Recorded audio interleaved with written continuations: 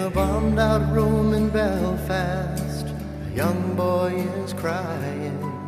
He's alone and he don't understand how the teachings of one book, built on love and understanding, could cause the hurt and killing in his land.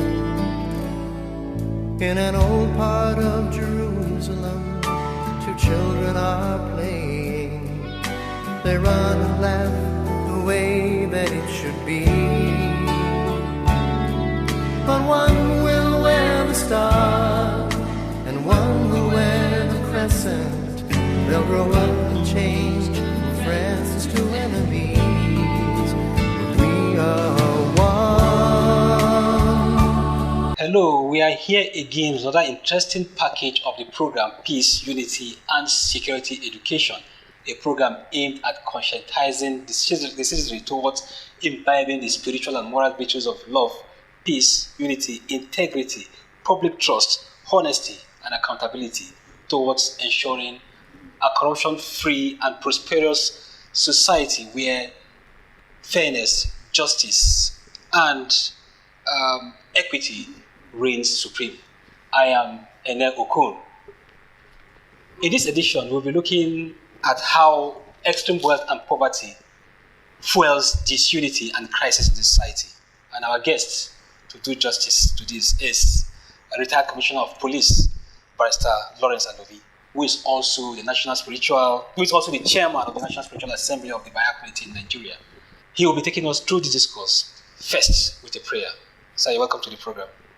This is a prayer for spiritual growth, delivered by Abdul Baha. Let us pray. O God, refresh and gladden my spirit, purify my heart, illumine my powers. I lay all my affairs in thy hand. Thou my God and my refuge. I will no longer be sorrowful and grieved. I will be happy and joyful, be no God. I will no longer be full of anxiety when I let trouble harass me. I will not dwell on the pleasant things of life. O God, thou more friend to me than I am to myself. I dedicate my soul to thee, O Lord. Okay, thanks for your prayer. Now let me start by asking, how does extreme wealth and poverty impact on society? Yeah, thank you very much. You see, God created the world to be a peaceful place, a place where there'll be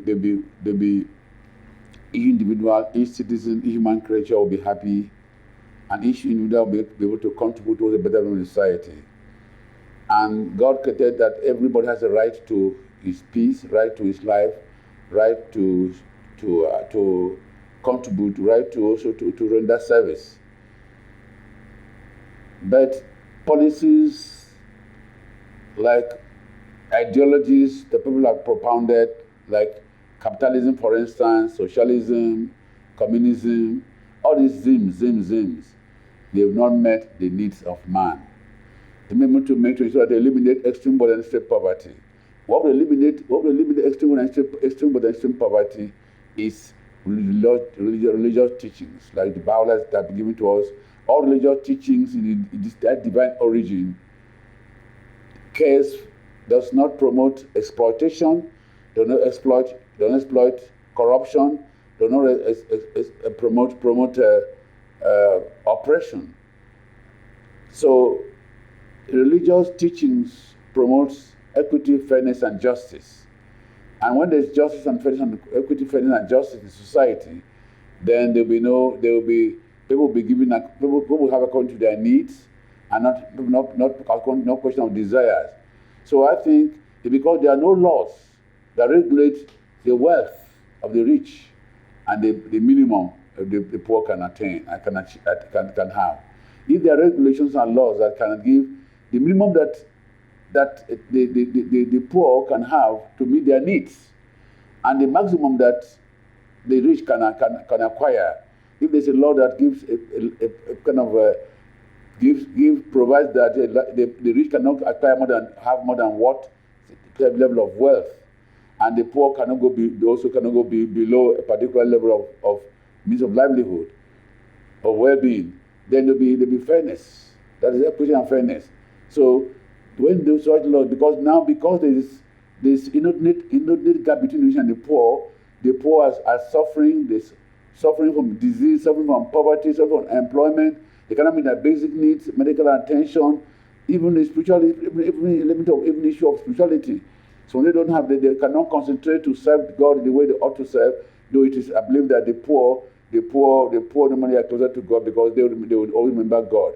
So see, in this inequality between rich and the poor, the big gap is creating in one disunity. There's all suspicion. There's no trust. The poor feel oppressed.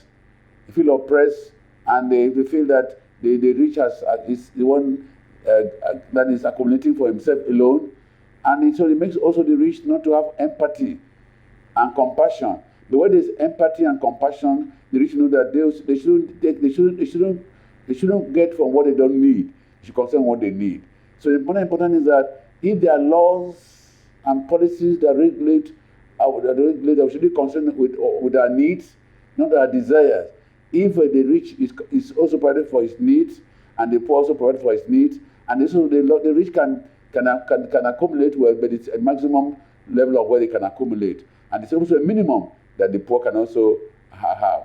So if these are policies that are meant to regulate their behavior, regulate our consumption attitudes too, it will be very good to minimize the gap between the rich and the poor. And when everybody have that sense of contentment, sense of moderation, sense being concerned with our needs, there is no need for you to be corrupt, or to take what doesn't belong to you, or to embezzle money, illegal wealth, or like it said, illegal wealth passing like a floating cloud.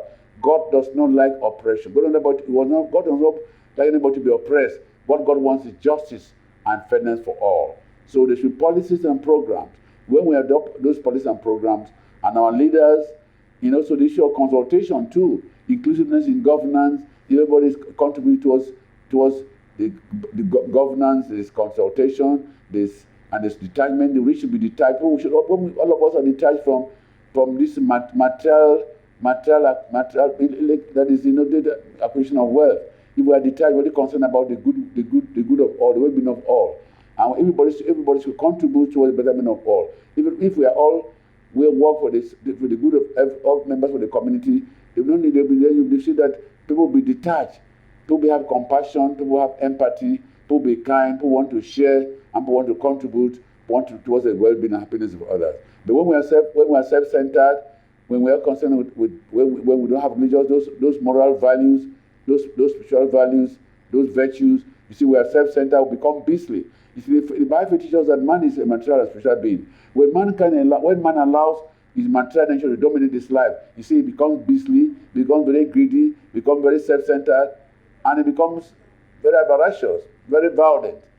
But when mankind allows both his material and spiritual being to influence his life, you see, he manifests in his life those attributes of God. He shows the God in him. He's kind, he has compassion, he has his empathy, he has a sense of forgiveness, he has a sense of love, and he promotes peace. So it is when we imbibe these spiritual values that our life will be transformed, and also will be willing to contribute towards the betterment of society. In fact, the Baha'i faith emphasizes the issue of work. Work in the spirit of service. It is worship. When you work, you have to render service to the people, the good of others. It is worship. And you can only God to worship God. You worship God through the service you render to others. And when you contribute towards the betterment and happiness of others, that's when you also attract God's bounties. Because by showing mercy, by showing compassion, by showing kindness, by contributing towards the betterment of the joy of others, we are showing that this will attract bounties to you from God. Okay. Now, some people have identified extremes of wealth and poverty as a factor responsible for the prevalence of violent crime in the society. Do you agree with this disposition? Yeah, to a large extent, poverty, from a sociological point of view, poverty, unemployment is one of the causes of crime. Maslow, in theory of motivation, talks about physiological needs. Physiological need is the basic need of food, shelter, security. These are basic needs. And these are the things that our Constitution provides under Section 14 that the private purpose of government is the well-being and security of the citizen. So this gap between the rich and the poor is in misery. The poor is suffering, lack of all the basic needs of life. But the rich are there wobbling in where they cannot even use. It creates animosity, it creates conflict, it creates distrust. So this the extreme wealth and extreme poverty, it creates disunity, it creates suspicion, and it creates crisis. Even if there's exacerbate crime and criminality. So because the poor feels that the rich has deprived him of his right. The rich have deprived him of his rights to own, the rights to enjoy a good life. So there's always that conflict. And when there's inequality breeds conflict. And when there's conflict, there's also instability in society. So the inordinate gap between rich and the poor is a source of crime, a source of war, a source of instability in society. So to overcome this, we need to have policies and programs that will give, because the wealth, the rich do not have a maximum it can acquire, it can accumulate, or it can have, and the poor must have the minimum also the poor can have to ensure that it meets his basic needs as a human being. Now, some people have argued that some people are naturally lazy, that even when there are opportunities for them to take advantage of and improve their standard of living, they fail to do so. How can we begin to reverse this mentality of people not wanting to take advantage of situations that would be? It's all about education. You know, by the Baha'I faith, education is compulsory and it must be it is for all. And that each Baha'i faith, like I said earlier, we doesn't encourage begging. Everybody has to be productive. Everybody has to work. So work as act of service. And in the service, if work is done in the spirit of service, it's worship. So everybody should be productive. Baha'u'llah says man was created to contribute towards the betterment of the world. Each individual has to be productive and to contribute towards his well-being and the well-being of society. Because you cannot alienate the individual from the society. When society is when there's peace, there's love in society, the citizen will benefit. So therefore, it is also very important that each individual has to be productive and has to contribute towards the betterment of society. And also have the capacity built into education, and each individual must have acquired a craft or a means of livelihood where he can contribute towards the betterment of the society. There's a capacity building, community building projects, the Baha'I faith all over the world are carrying out community building activities that will build the capacity of the individual to enable the individual to be able to contribute towards the betterment of his well-being and well-being of society. So each individual in society is encouraged to be productive, to have at least a trade, a craft, and to be educated. By so doing, you overcome this issue of laziness, because you need to be productive, because that is how you make you feel, gives you a sense of fulfillment and how sense of that you actually being part of this a progressive society. Because when you are not producing, when you're not contributing, you don't have a sense of fulfillment. So every human being, every society, every human being, the Baha'I transformation is that every human being should be productive. Every human being should be empowered to contribute towards a better society. We'll take a break now to bring you memorable words of wisdom from the prophet founder of the Baha'i faith, Baha'u'llah. Stay tuned.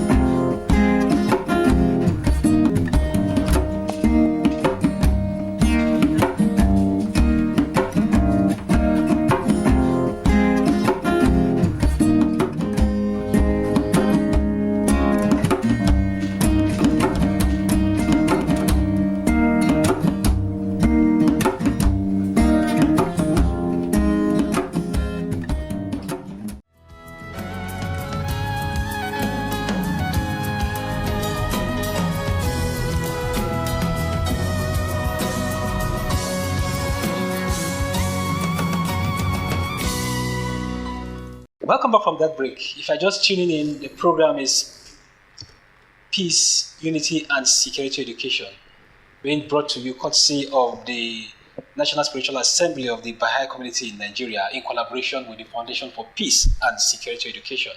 The topic has been how extreme wealth and poverty fuels disunity and crisis in society. And our guest has been the retired Commissioner of Police, Barrister Lawrence Alovi, who is also the Chairman of the National Spiritual Assembly of the Baha'i community in Nigeria. I was going to ask you this question. One of the cardinal principles of the Baha'i faith is the elimination of extremes of wealth and poverty. Can you give us an overview? Because the Baha'i faith, purpose of the Baha'i faith to promote world peace and world unity.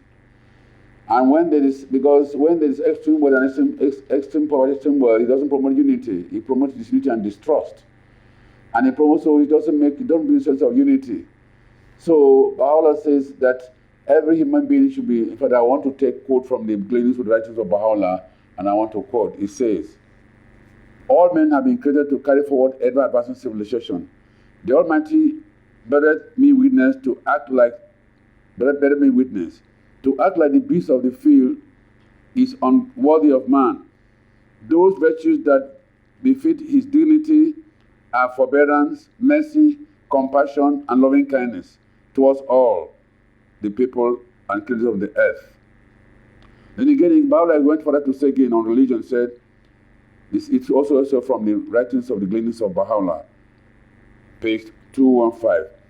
The greatest being said, O you children of men, the fundamental purpose animating the faith of God and His religion is to safeguard the interests and promote unity of the human race, to foster the spirit of love and fellowship amongst men, suffer it not to become a source of dissension and discord, of hate and enmity. This is a straight path. So, you see, Baha'u'llah is telling us that every human being was created to contribute towards the betterment of the world. And can only contribute that way. You have to develop your capacity, you have to be productive. And again, it's a religion. It's meant to promote the unity and safety and progress of the human race, the world peace and world unity. And and then in that case, that it's religion that will help us to actually eliminate this issue of greed, avarice, self-centeredness. It is these religious moral spiritual teachings that enable us. When man imbibe these spiritual teachings, then man will eliminate the issue of corruption, issue of embezzlement, issue of greed, issue of self-centeredness will be eliminated, and mankind will see each other as one. And mankind will not be conscious of the fact that the world is one country, and mankind is citizens, and we should work for the betterment of the human race, not selfish interest. So Baha'u'llah says in this world, generation, one should not pride that love his country, but one should pride that love his kind. One should pride that love humanity and love mankind. So we should eliminate racial bigotry or national bigotry. We should all be concerned about the betterment of the human race, the betterment of the world. In fact, what is COVID-19 is it has demonstrated the fact that mankind should work for the betterment of the whole world. Not nations should just be about their own interests. Because that's what brings about the issue of inordinate competition. That when we now work for the promotion of the world peace and world unity, for the betterment and security of the whole human race, and in that case we'll all collaborate and cooperate with one another and not competition. And that belief is based on principle of reciprocity. We need each other. We should work for the betterment and good interest of all, and not for the selfish interest of either on interest of a nation or interest of an individual community. We should be concerned with the well-being of human race and well-being of the whole world. Okay. One popular saying of the prophet founder of the Baha'i faith is that he said the well-being of mankind, that's Baha'u'llah, he said the well-being of mankind and its peace and security are unattainable unless and until its unity is firmly established. Yes. This is what is one basic principle of the Baha'i faith. The main purpose of the Baha'i faith is to promote world peace and world unity. And now there's unity in creation. We have one God, we have one planet, we have one sun, one humanity. So, and all action to be geared towards achieving, actualizing that consciousness, the oneness of mankind, the oneness of God. There's unity in creation. So we should all, when there's unity, this that understanding, this brotherhood, this love, we will promote the goodness, the well-being of others. But when there's no unity, there's always rivalry, conflict, strife, and contention, and this one breeds civil strife, builds crisis. So Baha'u'llah has always affirmed that the well-being of mankind is peace and security is unattainable until the unity is firmly established. Even today in Nigeria, for instance, because of disunity, ethnic groups are fighting, political groups are fighting, all various groups of people are fighting, that when we come united as fruits of one branch, leaves of one tree, fingers of one hand, we have a common vision, unified action to promote and achieve the well-being of mankind and for the good of humanity. Yeah, you talked about a law to regulate, a law to check extreme wealth and poverty. Some people are of the opinion too that government can directly intervene to bridge the gap between the poor and the rich by way of empowering the poor. But one major problem that many have identified is the lack of data of even the rich and the poor in the country. You see, everything is anchored on attitude. If our attitude that are rooted in spiritual moral values, there is no need for even the rich to think that they need to acquire unnecessary wealth that it doesn't need. And even if we make laws, there are laws that prevents crime, corruption. People are still corrupt, even if there are laws. The important thing is attitude. When we're able to transform our attitude, we allow those moral and spiritual values to dominate our life. And our life are anchored on those moral values of virtues, of love, of honesty, truthfulness, trustworthy character, empathy and compassion, humility, contentment, service. Then they say, well, these are things that will regulate us. The laws are meant to regulate our behavior. The important thing is our character and our attitude. If we have that consciousness that it is even harmful to commit a crime, the fear of God knows that God is a monster, but they fear not to offend your creator. And the fear of shame, the fear that you don't do anything, will bring shame to you and shame to your community, shame to your family. So when we believe in that if we imbibe those moral values, those spiritual values, it will regulate our conduct and behavior. In fact, the jurisdictional value of law is pretty good with enforcement. You make a law if you don't enforce. Look at now, for instance, COVID-19 says stay at home order is being made. Most people don't want to obey. They want to be coerced. They want to be forced to do that. But if you have that consciousness, the culture of obedience to the laws of God, culture of obedience to the laws of government, there'll be law and order will be maintained and promoted. But because we don't have that law, we believe probably in revolting and self-conventing or disobeying the laws of God. Why did God bless Abraham? Because Abraham obeyed God. Why did God punish Adam? Because Adam disobeyed God. When we obey the law, when you obey the law, will protect you. And when you disobey, the law cannot protect you. Equity, who goes equity must do equity. And God equity with clean hands. So we had to learn to obey the laws of God and the laws of government. With that, we bring peace to our heart, we bring sanity to the society, and we bring law and order in the community. Okay, our time is fast spent. For those who want to know more about the Baha'i faith, how can they reach the faith? Yeah, the Baha'i faith is a very simple religion. We don't have rituals. To become a Baha'i, just if you believe in the oneness of God, the oneness of religion, believe that the promotion of world peace and one unity. You believe that mankind is one and God is one, and you believe in showing compassion. If you believe in those teachings of Baha'u'llah, the oneness of God, the oneness of religion, equality between man and woman, and that there should be world peace and world unity, and that mankind should be concerned with the good of others. If you have believed in all this, then you have sign a declaration card. If you affirm that you believe in these teachings, you are a Baha'i. And then you can contact us to see the addresses of our office in Gwarenkpa, national office in Gwarenkpa is on the screen. Our regional office in Lagos is also on the screen. Also, we can Google our website, Baha'i Faith. You get more information about it. And just fill the declaration card, and you're about you affirm to these teachings. And we have what we call study circles. We have program for children, program for adults, where we study and reflect to learn more about the teachings and how it can be useful to the society and useful to ourselves. Okay, that's the much we can take on this edition. But before we go, let's pray. This is a prayer for healing. Read by BAHA'I. Let us pray. Thy name is my healing, O my God. Remembrance of this is my remedy. Nearness to this is my hope, and love for this is my companion. Thy mercy to me is my healing and my succor in both this world and the world to come. That way, the all bountiful, the all knowing, the all wise. This prayer was read by BAHA'I and for healing. Let's pray that God will heal the problems of problems that are afflicting the world today. Thanks for staying with us. See you same time next week.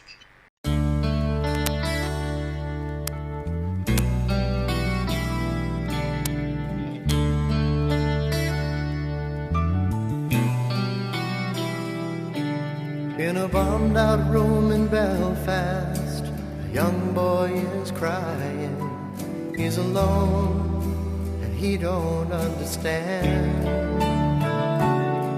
how the teachings of one book, built on love and understanding, could cause the hurt and killing in his land. In an old part of Jerusalem, two children are playing. They run and laugh the way they